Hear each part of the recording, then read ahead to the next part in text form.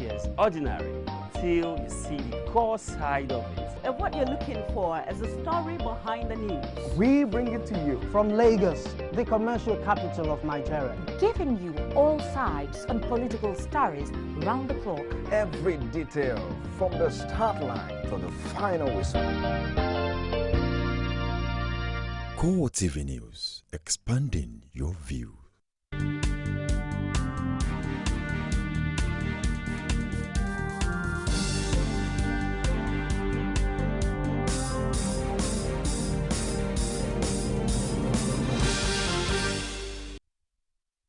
Good morning, CoreTV News on the hour. I'm Tolu Ojewumi.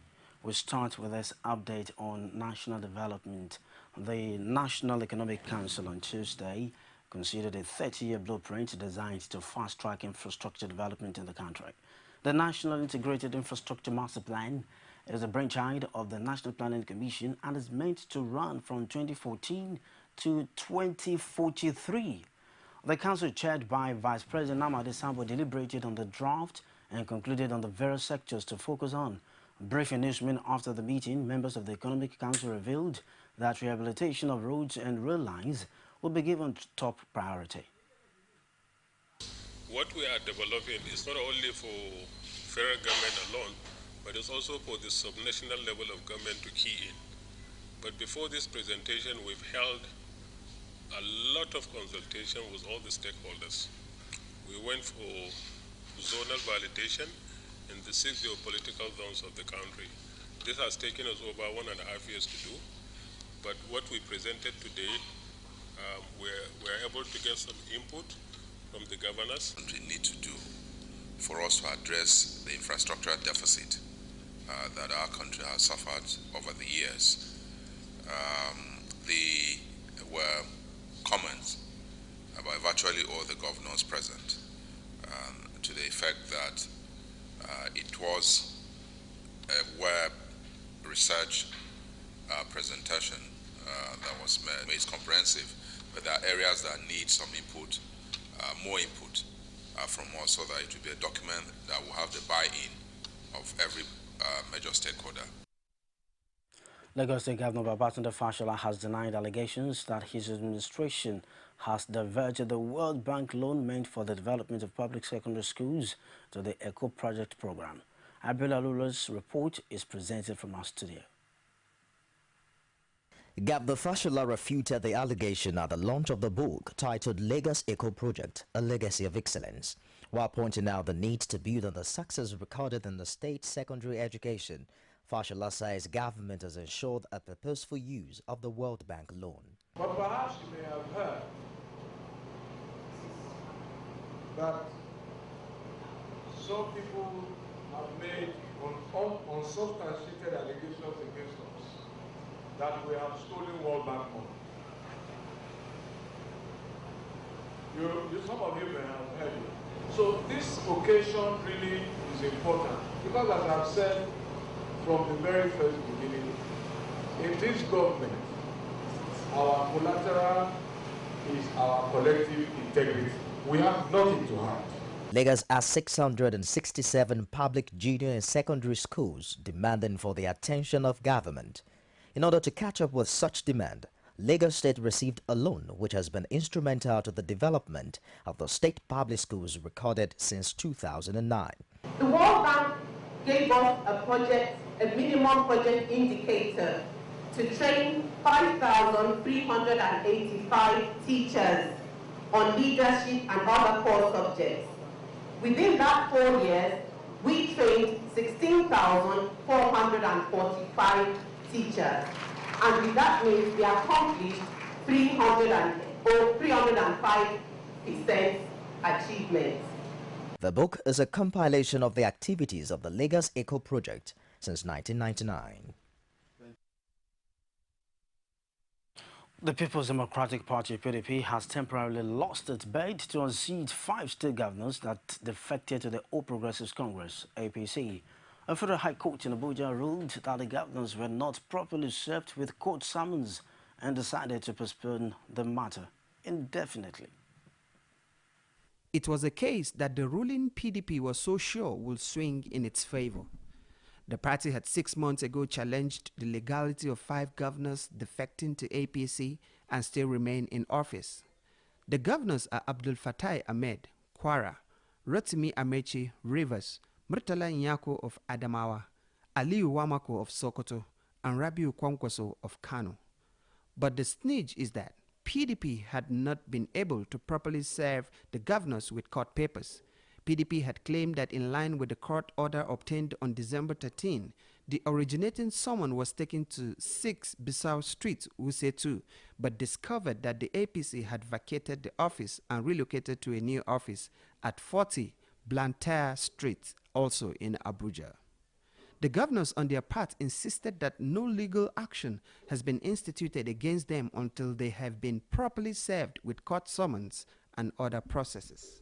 But ruling on the disputed mode of service, Justice Gabriel Kolawole held that PDP failed to follow procedures allowed by law in reaching the defendants since December 10, when the court action was instituted. The court agreed with defense lawyers that the defendants have not been served with court papers, and as such, the court cannot assume jurisdiction until effective service is done. He therefore ordered PDP, represented by Alex Izion, to do the needful before the case can be revived for adjudication. The defendant have been disputing it, that since they left the Wuse Zone 6 to Wuse 2, there cannot be a valid service. And the court said, well, since that is fundamental, which is really, I agree, we will go back now to serve them in their new address. It's just simple. It's just that it took us 6 months to resolve this issue of whether to go back to Wuse 2 or what the belief did. Because it was the belief initiative that put us into this trouble. The case has now been adjourned indefinitely, pending when the governors are served properly. Suspected Boko Haram militants have abducted more than 60 women and girls, some as young as 3 in the last kidnapping in northern Nigeria. Analysts say the kidnapping, which happened during a raid on Kumbaza village in Damboa district of Borno State, could be an attempt by the group to refocus attention on its demands for the release of militant fighters. A resident who fled to the Borno State capital, Maiduguri, said more than 30 men were killed during the raid. These girls goes beyond just these girls alone. It's a message to the entire nation. And the objective of that message is to deepen or to amplify citizens' fear in citizens that are terrorized already. The principle we are maintaining is that justice, no matter how long it takes, will always be delivered. And the principle we are maintaining is this: if need be, we are bearing our losses, the pain is a lot, yes, but we are not terrified. We refuse to be terrified, and we will bring those people to justice, one by one. We need to open one eye and help the Nigerian governments, one, to know that there must be a declaration of a state of war. This is not war against one village in northeastern part of the country. This is not a war against a little hamlet or one little community. We're dealing here with a war against the sovereignty of President Goodluck Jonathan is soliciting the support of major players in northern Nigeria to end the spate of clashes between farmers and herdsmen in that part of the country. This, he noted, is necessary for the success of the transformational agenda of his administration.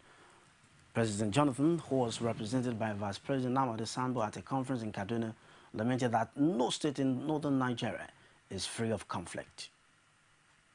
We expect this conference to come up with key resolutions that will enhance mutual coexistence, peace, and economic development, not only for pastoralists, but for the African continent in general. Let me assure you that at government level, we will study the outcome of this conference with a view to helping in fostering dialogue as a means of resolving disputes.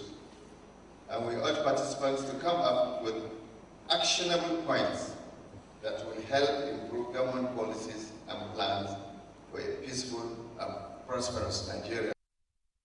The Inspector General of Police, Mohammed Abubakar, has decorated 9 newly promoted senior police officers with new ranks.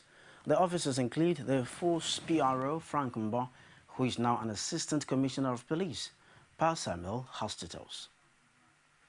These officers and men are some of the over 210 police personnel found worthy to be promoted to the next rank. The police leadership considered them to have discharged their duties professionally at different levels, hence the need for more responsibility. Inspector General Mohammed Abubakar did not mince words when he addressed the newly promoted officers. The fact that you are promoted means you have more challenges, you have added responsibilities, and your mannerism must change. If you are a commissioner of police and now you become an assistant inspector general of police, it means that you have to do more, you have to behave more, and we expect leadership in all respect of your actions. One after the other, the senior officers were decorated with their new ranks. You can't get it. You can't get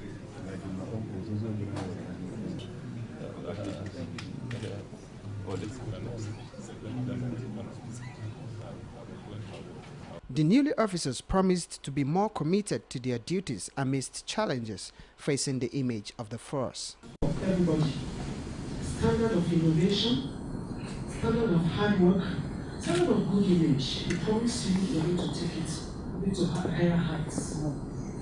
On behalf of the committees, we say a big thank you to you. It will be recalled that the Police High Command recently promoted over 210 senior officers for carrying out their duties diligently. Pa Samuel, CoreTV News, Abuja. Libyans are set to elect a new parliament in a crucial vote. Details when we come back. Stay with us. You can now watch CoreTV News live from anywhere in the world on our website www.coretvnews.com. Click on Live TV on our website and watch us live. And welcome to CoreTV Primetime Days. To follow us on Twitter, click on Twitter icon on our website. On Facebook, click on the Facebook and YouTube to see all our previous news production. You can also watch us live on YouTube. Click CoreTV, leave a space, then News. CoreTV News, a 24-hour news station. Now moving on, Libyans are set to elect a new parliament in a vote seen as crucial for the future of a country hit by months of political chaos and growing unrest. Libya has been rocked by a crisis that saw 2 rival cabinets jostling for power, while violence raged in the east, where a rogue general is battling Islamists.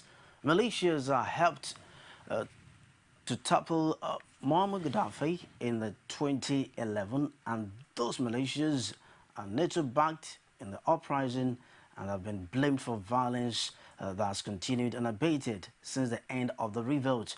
The heavily armed rebels that ousted Muammar Gaddafi have carved out their own chiefdoms in the deeply tribal country, some seizing oil terminals and crippling crude exports from a sector key to government revenues. Commentators have warned violence could mar the vote, but the authorities are confident it will go ahead without disruptions. We'll wrap it up. Thanks for watching. I'm Tolu Ojewumi. Good morning. See you again on top of the hour.